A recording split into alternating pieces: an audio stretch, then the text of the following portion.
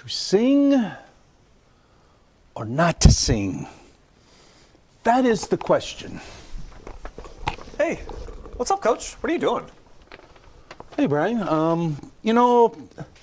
Last year I was this close to becoming the next pop sensation. Whoa! Is that Jamma I Montana? can win myself titles, cut down nets with my fans. Right. I was practically ready for the Grammys, right? You were working on it. I had the moves, I had the voice. Well, maybe not the voice yet, but I was working on it. You were. I had like 15 different outfits picked out for my first music video. It was going to be iconic. We all remember, Joe. You updated our entire wall of fame from Taylor Huff to Taylor Swift. You spent more time in a fur coat than Ric Flair, for God's sakes. But I thought that was all behind us, right? Brian, I thought so, but then I watched the Golden Globes on Sunday. Oh, boy. And that's when it hit me.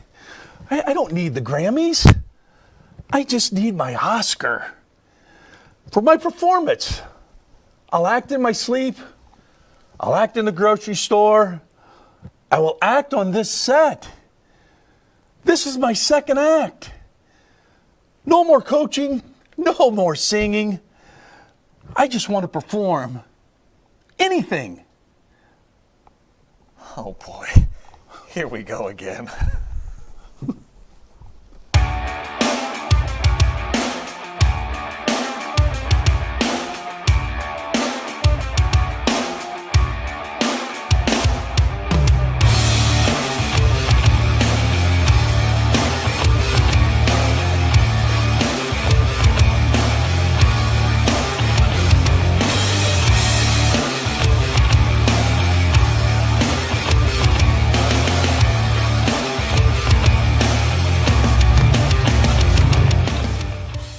It's an all-new episode of The Joe Show, and this season I'm taking my performance to new heights. For inspiration, I'd like to welcome in a man who has lots of awards in his trophy case, sports writer from the Mansfield News Journal, Jake Furr. What's up, Joe? Hey. So we're kind of got the first third of the season done. I think as you get to January, kind of teams start to form. Kind of start separating themselves. But also, what I'd like to talk about this week with you are some of the players in this area that maybe have kind of separated themselves as being some players that our viewership should really want to go watch. So let's first of all start on the girls' side. You cover a lot of girls and boys. Yep. Some of the girls' players in this area you think are kind of the performers so far this season. I think one of the most impressive ones so far, there's really three in Richland County that stand out. One of the most impressive ones is Eve Schwemley from Shelby. Just comes from a very good basketball pedigree family, but she is a stat stuffer. She's averaging close to a double-double with assists and steals and points and rebounds, and just kind of does it all for them. They've only got one loss on the year. I think they're like 11 or 12-1 right now, and they're in the driver's seat for the MOAC, and approaching 800 program wins for that program. So she's really, really good. I think what's impressive with her, I haven't got to see her play in person. I've got to watch her, on the OH report at times. But she seems to be one of those players, much like Alex Bruscotter was a year ago. Yeah. That every year she's added a little bit more something to her game. So, I think I've seen her kind of extend her range. And I think the other thing that she does really well is she just makes her teammates better around her, which is much the same that Alex did a year ago. Yeah. And I believe Shelby's only loss, was to Reynoldsburg, I think. Yes. Yeah, which is a very good D1 girls program in Columbus. Yeah, so. Lost in a holiday tournament kind of thing down there. But, it was funny, like we were following Shelby's boys run last year to a state, semifinal, and I go into their practice beforehand, and the boys can't get on the floor yet because Eve's out there working on the gun after she's out of the tournament, and they had a little premature exit there, and she's just working her butt off. Her dad's rebounding for her and all that stuff. So yeah, she has taken her game to the next level. I know she wants to play in college, and she kind of took that really serious, just that dedication that she needs, and it's showing, man. She's really good. Well, let's take a look at a couple other ones you have. Mel Blueball from Clear Fork is phenomenal. The kid is just lighting it up. I mean, she made 7 threes the other night. And what they have, they had 15 in the game? They had 17 in the game, which is like tied for the 14th most in a single game in Ohio girls basketball history, which is really cool. But she's also one of those that decided to go play college basketball and kind of made that dedication. She took 20,000 shots this summer. They recorded on the gun, and she said she would go to one spot, shoot 100, step 2 feet over, take another 100, and just keep going all around the three-point line. And she's really fun to watch. I don't know if you've seen her yet, but just a great kid, great player. I saw her play last year, and again, I've seen her on tape, and it's interesting there. I mean, I think you take a look at a guy that and Coach Scott Sellers, who was a Clear Fork guy, played on some really good basketball teams there, now comes back and really has established this girls program in a short amount of time. Although the girls program has been good, but man, he seems to have taken this to another level with all the stuff that he's doing in that program, from the biddy and to how they play. I mean, he's got a certain way that he wants to play at the high school level, and they respond to him, and blue ball is one of the keys for him. And I think they've made almost 130 threes this season so far. Like their last game, they made 17 threes, and they didn't make near as many twos. Like it's their style, it's their way. He's always said, I'd rather have a shot up than a turnover. I don't care where it's from. It gives us a chance, and it gives us a chance to get a long offensive rebound. So, and Mel is making them more than she's missed them. So she's as me and some of my old colleagues have discussed, everybody talks about the 3-point shot. Everybody wants to be a 3-point shooter, but kind of what we say, you'd rather have 3-point makers than 3-point shooters. Right, so absolutely. She's a maker rather than just a shooter. So who's the third one on your list? Third one I got is Makari Chapman from Lexington. She is a triple-double threat every time she steps on the floor, and she's had games where she's upwards of 36, 38 points, but she's also getting like 8 steals and 12 rebounds and handing out 6 assists, and just a really good motor. She never comes off the floor unless she's in foul trouble, but she's really good and really exciting to watch. And kind of Lexington had some different plans going into this season with some different players, and injuries and kind of rededications kind of hurt their chances a little bit, but she's been phenomenal. I really like watching her play. Yeah, and they play. I mean, the OCC typically in girls basketball has been a really tough conference, and I think anytime a player at any level can average close to a double, they're good. Yeah, and I mean, and last year I think they lost like 11 games by single digits. They're kind of doing the same thing this year. The games that they're losing, they're not really getting blown out too many times. They just picked up a really big win over New Philly by 3, so I think they're really kind of turning a corner, and she's a major part of what they do. Well, let's jump to the boys' side. Yeah, boys' side. I think first we got to start off with Kyvie Roan from Mansfield Senior. Just went over 1,000 points for his career, the 9th player ever to score 1,000 in a Tiger uniform. And just so good. He moved to point guard this year, which if you've watched him, his first 3 years, you would be like, you never thought he was a point guard, and then he has really taken them to the next level. They've only lost 1 game. I think they're 8-1 right now, so one of the best starts that they've had in a long time. And I saw the article, I think you wrote that Marquise called him an old school player or something like that. He was the old man at the Y. The old man at the Y. And Kyvie said he didn't know whether that was a compliment or a dish on him, but it was surely a compliment. Yeah, Kyvie is just an old school player. Well, I don't think he's just he's got 1,000 points in his career, which is outstanding, but I don't think he's just a scorer. I think that what he's done with this basketball team is he's helped, what we already mentioned with Eve Swemley, he makes everybody around them better. So the point of Marquise putting him at the point might have been just for that purpose, that he knows that he needs to get other guys involved not for only him to have success, but for his team to have success. Yeah, and just probably the smartest player on the court, no matter who they're playing. Well, and that you like to have the ball in that guy's hands a lot, which if you put him at a point guard, that he does that. So, who's next on your list? Seven Allen from Lexington is he's really stepped up his game with Fogel being out for this half of the season. He is the quickest player on the court. He's so athletic. I mean, for a guy who's way under 6 feet, he can get up there and kind of finish in the paint. But his maturity has grown so much from what we saw last year. He's taken this team under his wing, and they're really playing well. But him specifically, I think his maturity is shown. And I think the thing I've seen out of him too is not just his maturity at the offensive end of the floor of letting the game come to him, but when the time comes, he can attack. But I think at the defensive end of the floor, as you already mentioned, he's as quick as anybody that's in this area. Yeah. And that quickness and being able to guard the basketball has elevated their team defensively, that they've become a really good defensive team with their pressure on the basketball and to be able to get deflections and steals in the passing lane. Yeah. He's, whoever has the ball against him is in a world of hurt, especially if you picture up full court, because he's going to make you work for a good 8-9 seconds to get across the timeline. And once you're over there, it's havoc. I mean, he's good. But the one thing that's kind of really stood out to me is his improved shooting. He is knocking down a lot of big shots in key moments. I think he made some really big threes against Senior High in their first game.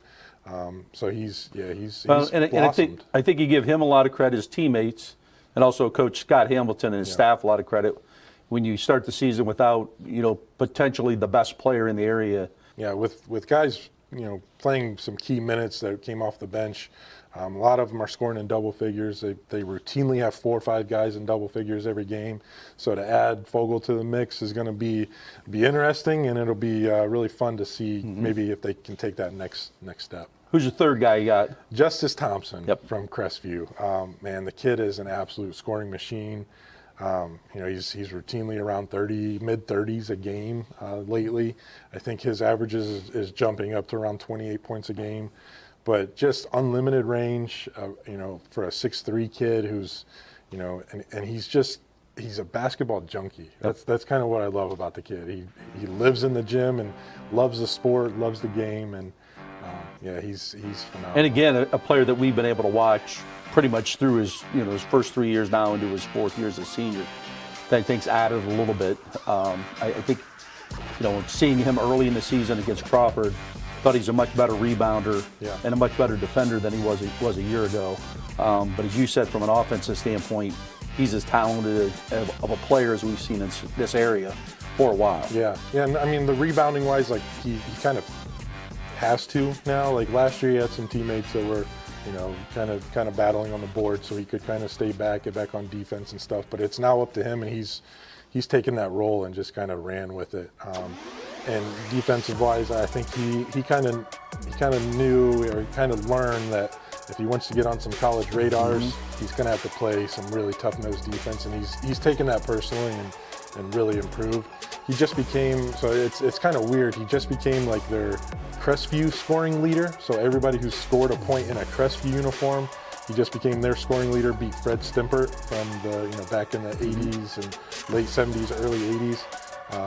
But David Groff is the program scoring leader because he scored, I think he played at Union as a freshman and then scored like 900 points as a Cougar. So he's got like 1,300. So he's approaching that. He's going to pass that. So, I mean, that's just some little storyline to keep an eye on there for him. Well, as I've always said, the one thing here in North Central Ohio is that the 6 players that we just mentioned, along with all the other players that they play, they're very, very fortunate. From the standpoint, number one, they got guys like you that cover games almost. Any night there's a game, you're somewhere covering it. Yeah. You get places like the OH Report covering games. You get radio stations cover the games. And I've been to the Cleveland area, been to the Columbus area, and that doesn't happen. So exciting. This is an exciting part of the year from. As we start here in January, it's kind of that grind. You get this cold, dreary weather, and teams are going to get bumped up, bruised up a little bit, and you got to kind of fight through that. And then suddenly we're going to be here at the first part of February, it's going to be tournament draw. We're going to be going, and I'm sure we're going to bring you back again to talk a little bit about some of those teams, because I think here this week Max Preps ratings comes out on the OHSA website, and we'll see how teams are ranked in the area. So, as always, Jake, we appreciate you coming in, man. Always great to talk basketball and sports with you. Not a problem, man.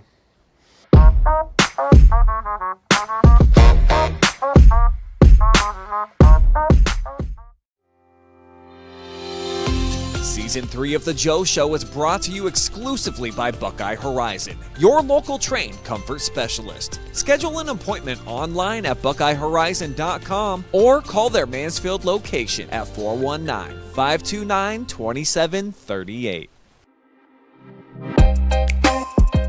After taking an opening night loss at Crestview, the Colonel Crawford boys basketball team has been running the tables as winners of 9 straight games, including a spotless 6-0 mark in the Northern 10, looking to win their 4th league title over the last 5 years. So, what's the Eagles' secret to success? I took a trip to North Robinson last night to catch up with longtime coach David Sheldon and his staff. So we're here with 2 longtime assistant coaches of the Colonel Crawford Eagles, Nate Hill, varsity assistant, and then Brett Kaple, longtime JV coach. So I think for both of you, I think it's always interesting as people, watch this, that they kind of see what a coach's journey's been about. So maybe go to you, Coach Hill, first. Just maybe kind of talk a little bit about maybe your high school experiences, how that affected you, and eventually how you got here to Colonel Crawford. I graduated in Tiffin, Columbia in 1994. I only played till my sophomore year. I was about 5'6", 110 pounds, and the last guy, and I focused on other sports. But I was lucky enough because my dad was a basketball coach at Heidelberg. I was like a manager at Tiffin, Columbia, and then I was my dad's video guy for 2 years. And then after in college, I ended up going to Heidelberg, and I was there, and I started coaching junior high basketball when I was in 3rd year in college, 4th year in college, 5th year in college. I coached at Tiffin, Columbia, and Upper and Old Fort. Then after Heidelberg, I got a job here, and I was here for 4 years, and I was a junior high coach and varsity assistant. Brett and I got hired at the same time, and so we've been together for a long time. I left, went to Virginia for 5 years. I assistant coach down there, and then got the basketball job at Bucyrus High School as a head coach for 5 years. And then David hired me after 5 years. I've been here ever since. I think it's 12-ish years. I don't know. That's about my journey right there. So Coach Kaple, I know you were an outstanding player at Buckeye Central because you were part of many of my scouting reports trying to stop you, and then you also had a great career at Finley. So maybe just talk a little bit about your high school experience and then also your college experience. Yeah, I had a great high school experience at Buckeye, and then was recruited by Finley. Went to Finley, played for Ron Niekamp for 4 years. I had to go back a semester to finish up my degree, and then I coached 1 year freshman basketball for Steve Woolman at Liberty Benton, which was that's really great experience, coaching for Willie. And then Steve Moore was the head coach here, hired me, and I came here as a JV coach, and had a couple opportunities to take the head coaching job. I remember after my first year, Steve stepped down, and I was offered the job, and I was like, well, I'm going to have to go against Joe Balogh and Rob Sheldon every night. I just didn't feel that I was ready yet at that part of my career. So then I coached a year under Steve Gray, who was here, and then Steve Moore came back, and then they hired Dave right around 06, 07, somewhere in there. So it's been like 19 years with Dave. And, just have always enjoyed coaching JV at that level, and just have had a lot of success. Well, that kind of leads into my next question is, I'm sure you've had a chance to interview for some head coaching jobs, and you've chosen to stay here as a JV coach. And maybe why has that been? It's a great school, great community, and I grew up playing against Coach Balogh's Ontario's and Rob Sheldon's Winfords, and I wanted to be part of something like that. And I saw when we got here, we started building this program, and here we are 19 years later. You look at that banner up there with the years and all we've accomplished, and it really didn't matter to me whether it was as an assistant or head coach. I wanted to be part of a program like that, and that's one thing that's kept me here is just the success we've had, and here again the support from the community and the administration and everybody else. You don't find that. You don't find that everywhere, and it's really been hard for me to want to leave that. Yeah. So Nate, you mentioned you were a head coach at Bucyrus, and then you came here as an assistant. Maybe talk to our audience a little bit about what your duties are as an assistant coach here in this program. Dave and I work really well together. I mean, he gives me a lot of freedom to really help out in anything that we do. And we have our scouting report in practice, and we talk every day while practice. We talk about our scouting report. I type one up. I send to him. He types his own one up. We do all the diagrams. We do all the film work. Talk a little bit about like typically as you prepare for an opponent, like how many films do you watch? 2 to 3 on each opponent, and some other ones I might watch a little bit more. So like Mohawk, I've watched every game. They've watched 7 games. So I mean, it's not very exciting at the Hill household during the week or on Sunday mornings when we're doing this stuff. So we're lucky enough that we don't have to. We can just push a button and get film or watch the OH report and stuff like that. So we work really well together. Dave gives us a lot of freedom, and we break down. He's got the post, I got the guard. Dave goes in between of them in practice. We run drills. He asks for input for Little Eagles. He runs a session, I run a session. David goes back and forth. So I mean, he gives us a lot of freedom, a lot of jobs to do and whatnot. And asks for input all the time. It's super collaborative. And then on the bench, David listens to us nonstop. It may not think that he listens to us, but we're in his ear all the time. And if I say something and he doesn't like it, or Brett, it's just, water off the back. And, that's the good thing, because David's smart, he listens. And, Dane Kennedy, our junior high coach, always says that, he was with David for 49 years, and now I'm with him for like 77 years, because every year is like dog years in life with David. But it's worth it. It's a special place. Coach Kaple was talking about how special it is. I've been in other schools. I've been at Bucyrus. I've been in Virginia. I've been here, and my kids go here. It's a special place. It's a special community, and it's not like this in other places. And to come back here a second time, coaching and being a teacher now, it's fantastic. Well, one of the things, as I look back on my coaching career, there were a lot of people that influenced me. The first guy I would have mentioned would be my high school coach, Ron Stevens, and then of course I went to Ohio Northern and got to work with Coach Kaple and Coach Doherty, and then of course when I got to Ontario, guys like Rob, Dave Fralick, Steve Gray. But also, I just look back, a lot of guys I studied, like, in my time it was a Bob Knight, a Don Meyer, and Coach K, and of course, many others. So maybe both of you get a chance. Are there any coaches that you maybe kind of had an influence about the style you thought you wanted to play, or just coaches that you hey man, the stuff they do is really, really good? Just watching and getting beat up by other coaches, and watching what you did at Ontario, and taking bits and pieces of you, and watching Steve Moore and going through there and just taking little bits, and working with my dad and listening to what he said. He was a coach for 30 years. And, Coach Campoli stuff is great. And that's Mike Haynes runs all of Coach Campoli stuff at Mohawk right now. They've been doing that for 15 years. So, I've watched all the film, and I've watched all all the videos and stuff like that. And Bob Knight's cool, and Krzyzewski and those guys. But I really like the high school coaches more than anybody. Just talking to Dave Hershey, Joe Bedingfield, Mark Schlaball from Highland, guys like Tyrone Miller from Indian Valley, and talking to people at camp, and all these other guys that can relate to us, what works, what doesn't work, and we've stolen so much stuff from others. we've got every play in the book or every drill in the book that we've stolen from people. And that's why they're named that. Yeah, exactly. Coach Kaple. Yeah, just the same thing. You just see what works best.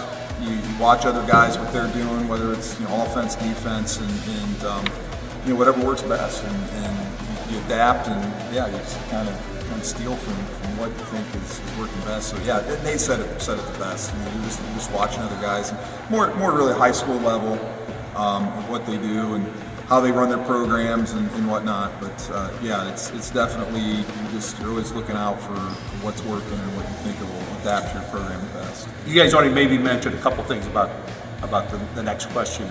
And my next question is like, what's your favorite part of coaching? Work with the kids, the relationships right there. Jake and Maddie came back to practice. My son's a senior, all these seniors, I coached in third all the way through. Then I coached, my other son's a sophomore. He's not playing anymore, but all these sophomores I coached since they were third graders. And just the relationship with the kids. It's a grind watching the film. It's a grind doing everything, showing practice and doing all that stuff. And doing little Eagles. I teach elementary phys ed, and I got it 5 days a week.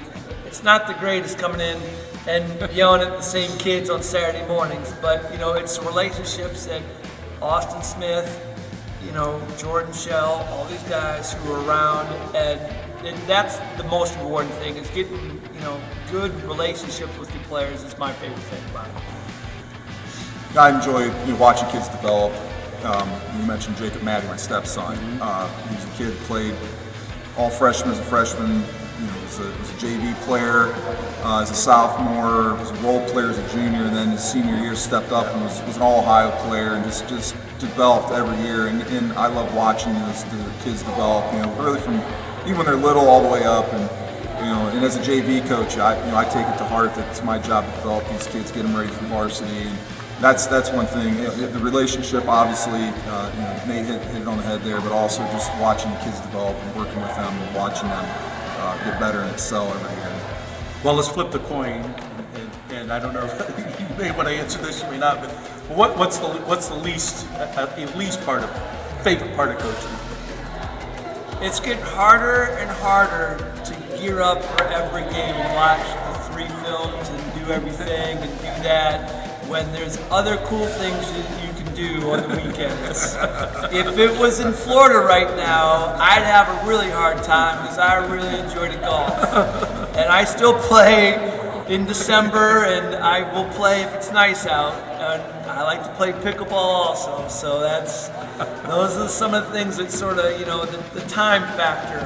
I know now we're cutting it down, but this has been like 26, 28 years of doing this, and I can sort of see, A little light at the end of the tunnel. Yes, I can see it.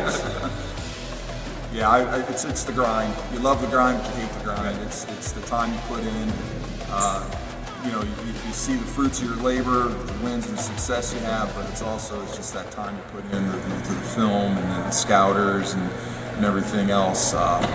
It's kind of a love-hate thing, but yeah, I'd say it's just the grind that you got to put in to be successful. Yeah, and then the other part is I look at a day like today, I guess you'd rather be in the gym today than Absolutely. great Right. whole day. So that's an advantage of it. So hey, really appreciate you guys. I mean, I've known you guys for a long time. You do a great job, and I know David appreciates you much like I appreciated the long-time assistants that I had, and you can understand why has had the success they had. So thanks a lot, guys. Appreciate it. Thanks, Joe. Yeah, Appreciate it. thanks.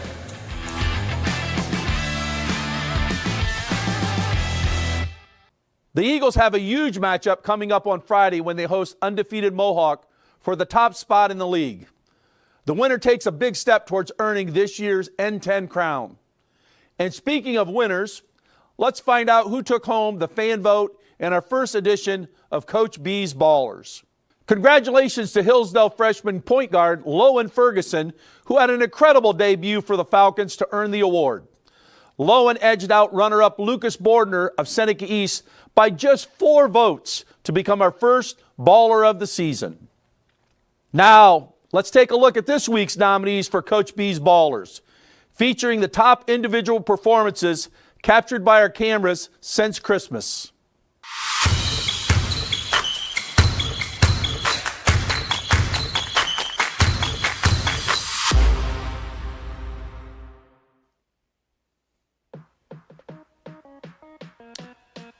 Our first baller is Austin Helms of the Chippewa Chips. This senior guard had his best shooting performance of the season by scoring 18 points and also adding 4 assists as Chippewa gave Wayne County rival Hillsdale their first loss of the season. Chippewa stands at 7-5 overall and 3-3 in the WCL and a matchup with Norwayne on Friday. Our second baller is Landon Vanderwarker of the Delaware Hayes Pacers. This 6'7" senior dominated in his team's impressive road win at Big Walnut. Landon dropped in 32 points, including 3 threes and 2 dunks, scoring almost half of his team's points. Landon has committed to begin his college career at Kent State University next year. Our third baller is Mel Bluebaugh of the Clear Fork Lady Colts. Mel set a new career scoring mark of 30 points in the Colts' 70-39 thrashing of Fredericktown. She tied the school record of 7 threes. Bluebaugh is averaging just over 18 points per game as Coach Scott Sellers' Colts are currently 11-2 overall and 6-1 in the MOAC, 1 game behind Shelby. Our fourth baller is Carter Myers of the River Valley Vikings. This 6'6" sophomore enjoyed a personal career scoring night against the Galleon Tigers as he scored 18 points. He grabbed 8 rebounds and also had 3 steals for the Vikings' 5th consecutive win. Coach Rodney Brown's team is 7-2 overall, 4-1 in the MOAC, currently a half game behind league leader Marion Harding. Our fifth baller is Justice Thompson of the Crestview Cougars.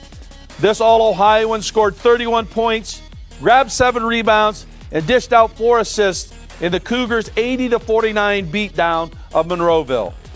The Cougars are undefeated in the Firelands at 5-0 and stand at 8-1 as they were upset by Highland last night.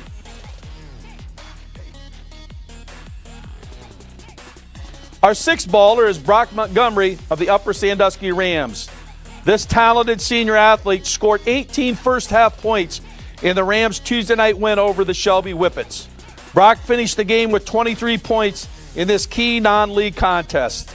Coach Jeff Winslow's team is currently 8-2 overall and 4-2 in the N10, with those 2 losses being to Colonel Crawford and Mohawk, the current leaders in the conference. Our seventh baller is Jax Wenger of the Northmore Knights.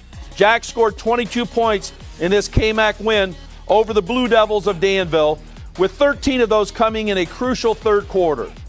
Wenger is currently averaging just over 19 points per game for Coach Blade Tackett's Knights, who stand at 5-3 overall and 3-2 in the KMAC. Our eighth baller is John DeGray of the Colonel Crawford Eagles.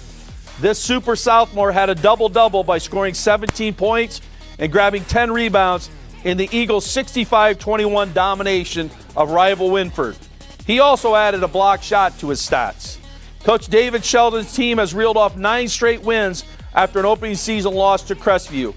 The Eagles are undefeated in the N10 with a crucial matchup on Friday night against Mohawk.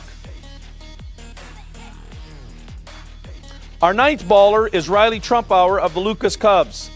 This freshman phenom scored 20 points, grabbed 14 rebounds, and pilfered 7 steals in a recent game against Mansfield Christian. She is showing why she is one of the premier players to watch as the Cubs strive to be on top in the Mid-Buckeye Conference. And our 10th and final baller is Jackson Hall of the Willard Flashes. This freshman scored 23 points on 9 field goals and went 4 of 6 from the free throw line as the Flashes came up just short last night in a 62-60 loss to Ontario. The Flashes have struggled this year after losing their 2 leading scorers from last year. However, performances like this from Jackson will hopefully brighten their future.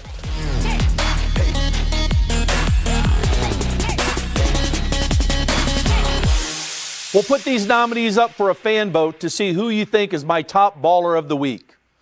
Let's take a 30-second timeout and be back with more Joe Show after a word from our sponsor, Buckeye Horizon.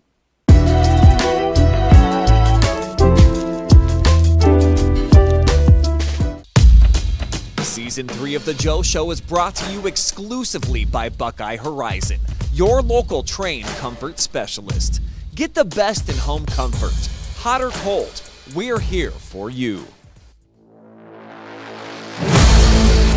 Hey there, good-looking people. Great to see you back here on The Joe Show in 2025, and I trust that you're all sticking to your New Year's resolutions just 8 days in. Me? Well, I actually didn't even set any for myself this year, but always vow to put my everything each week into your countdown of the top plays. I had a few extra nominees to narrow down for this week's list, and I'm very excited to show you all the very best since returning back from Christmas break. Roll 'em! Here come your top cuts, presented exclusively by our friends at Buckeye Horizon. Pack it up, pack it in, let me begin. This week's countdown in the House of Pain, aka the old gym at Winford, where Payne to Gray jumps around and gets down the transition dunk. Blowout win for Colonel Crawford on the road, their 9th straight, where Payne says, "Word to your moms, I came to drop bombs." More from Winford at number 9, only on the happy side of the equation. Caroline Sheldon looking like a cheetah with the reflexes. Then she maneuvers into the paint and delivers a dime to Brooke Frombaugh, who turns it into 15 cents. Check out this hill in slow-mo now. Gorgeous. Then all leading to the sophomore setup in a runaway victory for the Royals on the road. More defense transforming into points as we take you out to Caledonia. A double team will become a Chase Smith Still, who's going to lob upstairs for Carter Myers, and he puts it in the attic. Nice stuff right there. One more look at the Vikings junior setting the table for the Soph, who cleans his plate. No leftovers for this youngster who earns dessert. Let's watch a veteran at work now as we head to the mountaintop. And look out below. Whoop! Grace Walton sets down her defender, then knifes between two more off balance with the floater, and of course gets the friendly roll. Though nothing chummy about that rip through as Grace sets down her opponent, then squeezes through a little sliver of the defense for your top cut. Time's fading fast at number 6. Big Walnut has the rock, closing seconds of the opening half, but it's more than enough when your rangefinder can zero in from the parking lot. Brody Hatfield beating the second quarter horn, taking one quick dribble and launching from the logo as the Eagles dominate Olentangy. We'll take you out to the castle now as we break into the top 5, where Northmore's Jack Swinger reads the pass like an open book to trigger the one-man break and will put away the mostly dunk. Big night for the senior guard to take down Danville as he throws down the breakaway slam. Get out your record books for top cut number 4, because Clear Fork's Mel Blubaugh is rewriting them at the corral. This trifecta would end up being her 7th of the contest, tying Lady Colt's 3-point starlet Annika Labaki on the same night she was honored before the game. All part of a 30-piece for Blubaugh, who set a new career high in this win over Fredericktown. We're headed back to the Eagles' nest for that matchup versus the Braves. Opening minute of action, but Braden Magruder already has those Golden Eagles soaring with the tomahawk jam. Let's revisit this one more time as you see Magruder put those daddy long legs to use and smashes home a big walnut dunk. No need to look at top cut number 2, or at least Lowen Ferguson wasn't. Zipping this one-handed delivery to Brady Critchbaum down the lane. So much velocity, it may be best just to use sound effects on the replay. Zoom, cronk, ka-ching. He's just a freshman. But at number 1, we throw it back into the dunk machine with Pacers pickpocket Landon Vanderwalker, who takes the loose change to the vending machine and mashes out all the sweet treats. That's right, raise the roof, big fella. Monster win for the defending OCC champs, highlighted by a monster mash from the Kent State commit.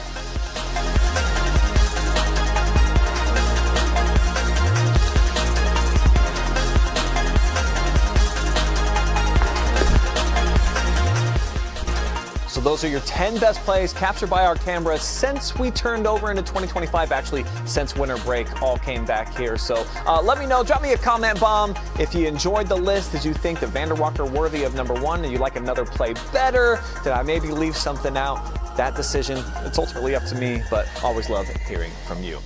Now toss it back over to Joe Balogh, one of the girls that made our countdown on the top cuts this week. He had a chance to go around the arena with her. Joe? The reigning N10 Player of the Year has been enjoying another phenomenal season on the hardwood. Upper Sandusky senior point guard Grace Walton is among the league leaders in just about every statistical category this season, as she and the Lady Rams try and capture their first conference championship since 2017. Grace and I took a trip around the arena just before the holiday break to get a better feel for what makes this star player the unique talent that she's become. All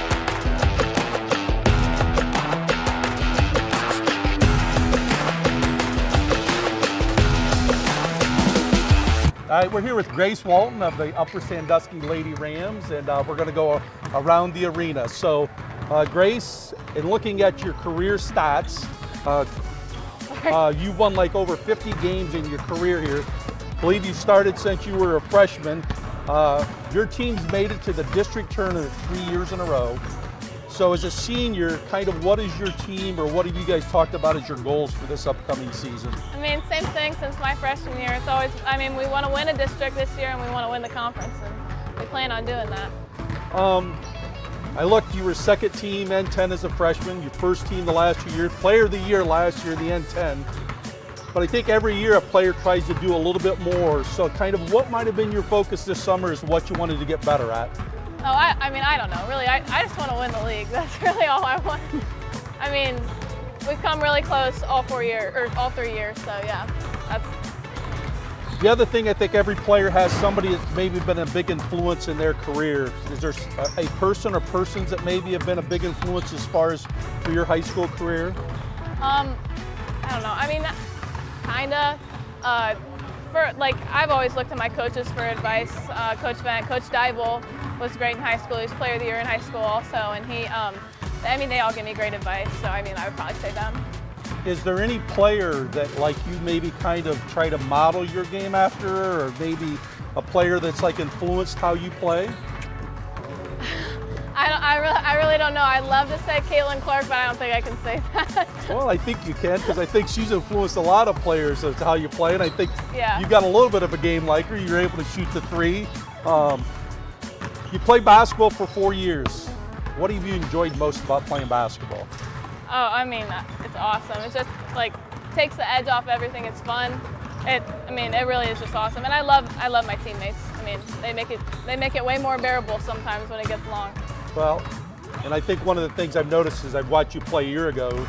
Could be frustrating for you because you see a lot of boxing ones and people trying to push you around also. So I think your teammates are important to you. Yeah, they're awesome. When you're not playing basketball, what's a favorite thing you like to do?